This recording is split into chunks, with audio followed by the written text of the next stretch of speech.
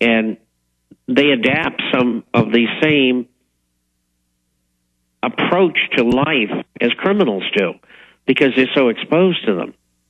And I'm not trying to make excuses for them, but it happens. It's just like when someone's kidnapped, they find a relationship with the kidnapper so that they can handle it. The Stockholm Syndrome. That's right. And, you know, one of the things I want to mention here is a comment of the OSS during the 1930s being involved with narcotics.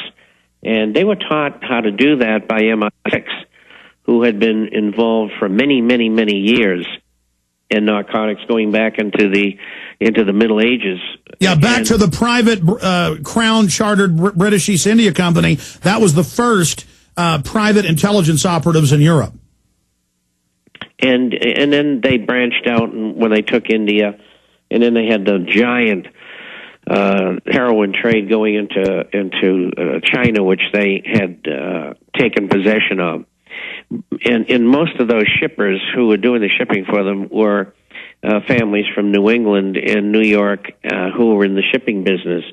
And many of the great fortunes that exist on the East Coast today came from running heroin from India to China for the British.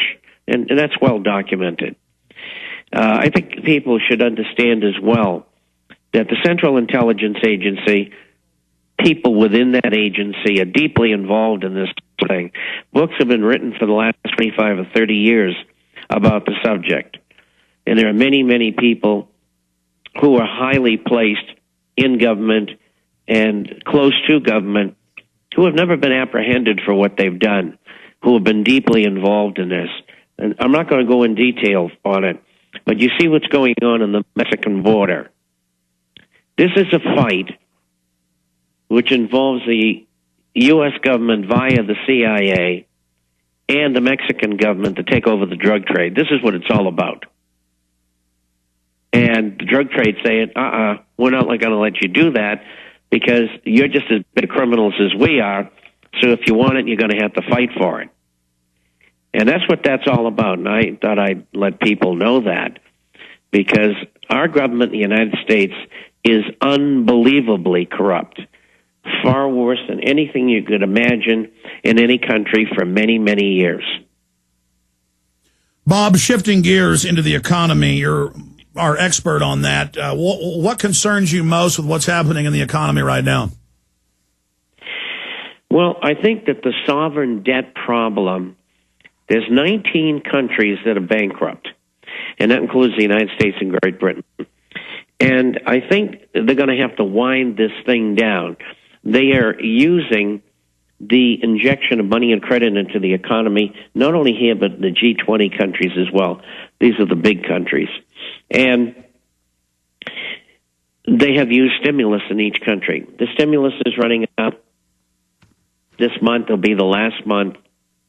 The money and credit has been withdrawn to some extent.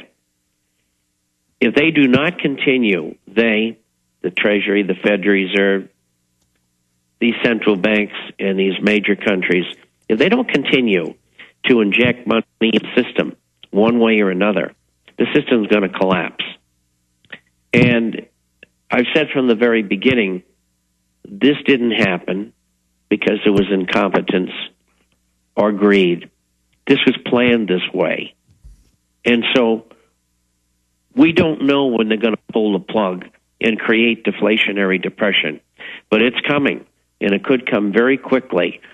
I'm looking at about a year and a half, maybe 2 years. And they're going to have to pull the plug because they can't control it anymore. And they're past the point of no return. They cannot go back. And believe me, they're terrified. And we have proof positive of that, of the way that they've gone after people like yourself, and of course me for many years. And they're going to go after other people.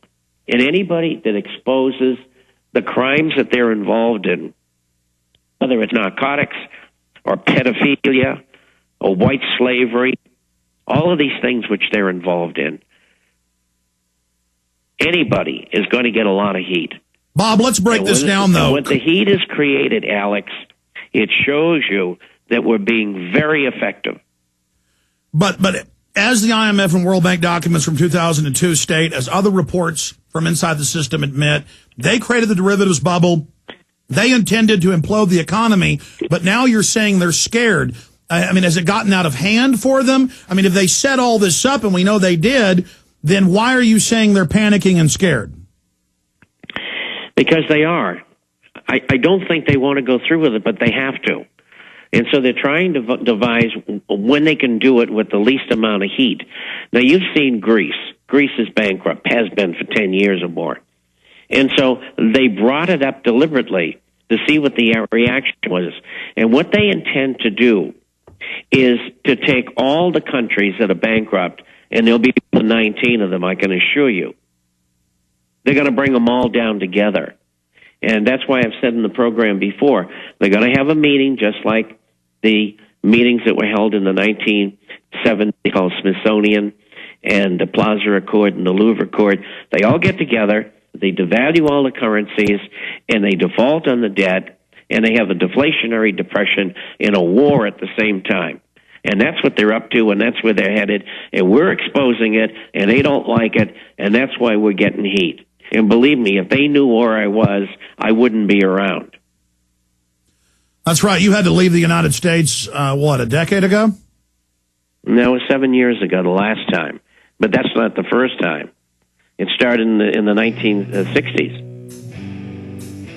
Yeah, for those that don't know, Bob has been there from the very beginning of the True Patriot movement against tyranny. I want to talk with him about militias.